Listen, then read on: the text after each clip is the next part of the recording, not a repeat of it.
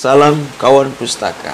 Jumpa lagi bersama saya Irsan di YouTube ini, dan di malam hari ini, malam yang diiringi oleh rintik-rintik hujan, saya kembali mengulas sebuah buku berjudul My Hobby My Business, KP Buku, karya Gunawan Ardianto.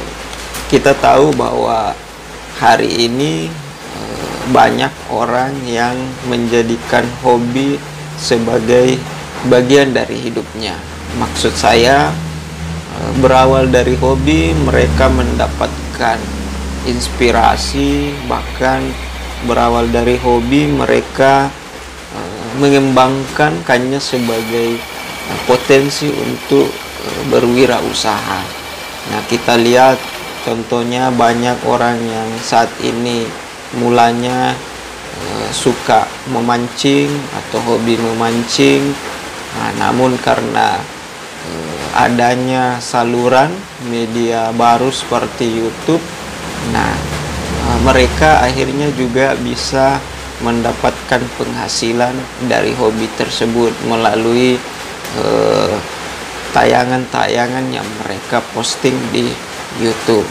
Dan banyak lagi contoh hobi-hobi yang sebetulnya berpeluang meningkatkan ekonomi, bahkan juga dalam aspek-aspek yang lain seperti sosial. Nah, buku yang ada di tangan saya ini, contoh yang ditampilkan itu adalah KP Buku. Jadi kalau orang yang suka membaca, hobinya membaca, justru sebetulnya ada peluang bagi mereka untuk bagaimana membuka ruang pada orang-orang untuk membaca, di samping dengan menyuguhkan minuman.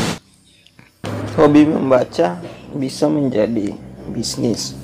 Misalnya bermula dari kelompok menulis, kelompok membaca, atau bahkan misalnya kita memiliki toko buku dan banyak buku-buku yang menarik sehingga menjadi kunjungan bagi banyak orang.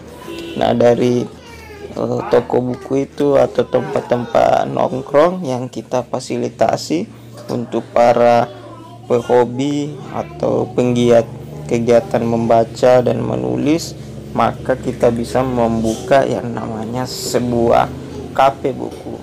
Nah, di dalam KP Buku inilah para pencinta buku melakukan aktivitasnya, berdiskusi, dan tentunya difasilitasi dengan minuman berupa kopi dan sebagainya. Di sini, di buku ini sebetulnya menjelaskan banyak tentang bagaimana memulai bisnis, ya, hingga tentang juga cara menekan biaya produksi. Ada juga pedoman memulai bisnis, jurus jitu meraup profit dari hobi, membuat perencanaan bisnis, termasuk di dalamnya strategi marketing.